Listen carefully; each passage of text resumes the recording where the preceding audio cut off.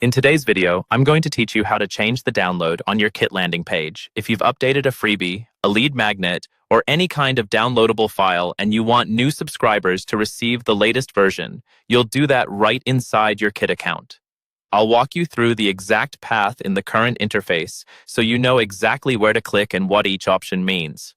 First, log into your Kit account and head to the main navigation bar. At the top, you'll see a menu option labeled Grow.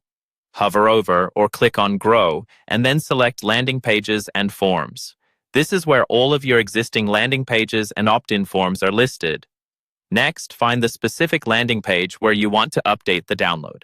Click on the name of that landing page to open its editor. Give it a moment to load. You should see the preview of your page along with a toolbar at the top.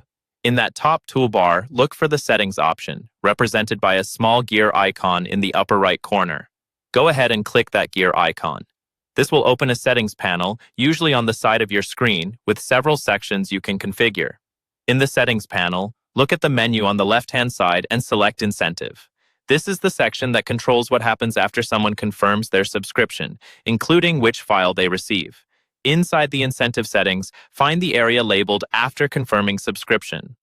Here, you'll see different options for what subscribers experience. Choose the option labeled Download by clicking the corresponding radio button.